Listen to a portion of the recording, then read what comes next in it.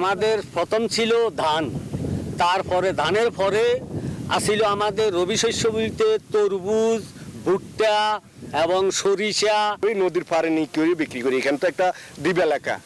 একসময়ের জলদস্যুদের অভয়ারণ্য এখন রূপ নিয়েছে এক সম্ভাবনাময় সবুজ ভূখণ্ডে।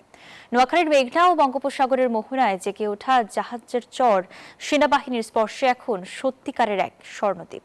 শুধু নিরাপত্তা নিশ্চিত করাই নয়, কৃষি, বনায়ন এবং স্বাস্থ্য সেবায় এই দ্বীপ এখন দেশের এক নতুন অর্থনৈতিক ও পর্যটন সম্ভাবনার দুয়ার। স্বর্ণদ্বীপ থেকে ঘুরে এসে বিস্তারিত জানাচ্ছেন মাসুদা লাবনী, ক্যামেরায় ছিলেন মেহেদি হাসান শোভন।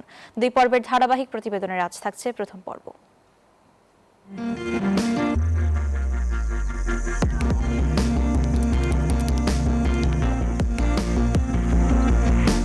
সূর্যোদয়ের সাথে সাথে বঙ্গোপসাগর আর মেঘনার বুকে নিজের অপার সৌন্দর্যের জানান দেয় অপরূপ এই দ্বীপ।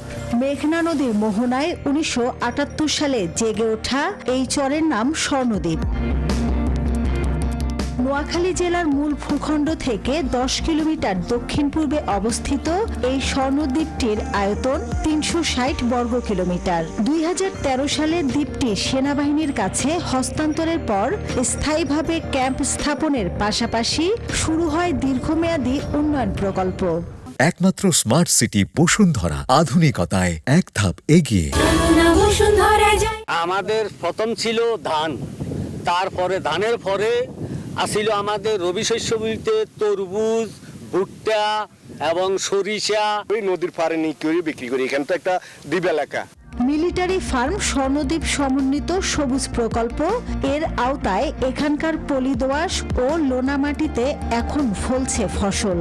রাস্তাঘাট যদি করে দেওয়া হয় তাহলে এখানে লবণাক্ত পানি ঢুকার মতন কোনো ব্যবস্থা থাকে না। নোনা জায়গার কারণে আমরা ফসলটা কম পাইতেছি, এবং সরকার যদি আমাদের কিছু সহযোগিতা করে আমরা লাভবান হবে। ম্যানগ্রোভ বনাঞ্চল রক্ষার পাশাপাশি বাংলাদেশ সেনাবাহিনী প্রায় 300 একর জমিতে বনায়ন প্রকল্প বাস্তবায়ন করেছে। চরাঞ্চলের মানুষের স্বাস্থ্য সেবায় সেনাবাহিনী স্থাপন করেছে ফিল্ড হাসপাতাল। সড়ক পথে যোগাযোগের কোনো ব্যবস্থা নেই, চারিদিকে জলবেষ্টিত এক বিচ্ছিন্ন জনপদ। নেই আধুনিক নাগরিক কোলাহল, আছে কেবল বাথানি ও কৃষকদের কঠোর পরিশ্রমের জীবন। তাদের চলাচলের একমাত্র মাধ্যম ট্রলার।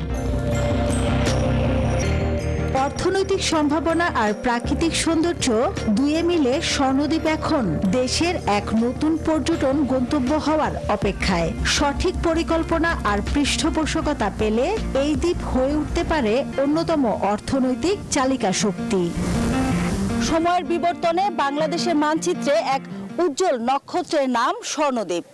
এই ভূমি শুধু সামরিক প্রশিক্ষণের জন্যই নয়, বরং পর্যটনের এক অপার সম্ভাবনা নিয়ে জেগে আছে বঙ্গোপসাগরের মোহনায়। মাসুদা লাবনী, নিউজ 24, স্বর্ণদ্বীপ, নোয়াখালী।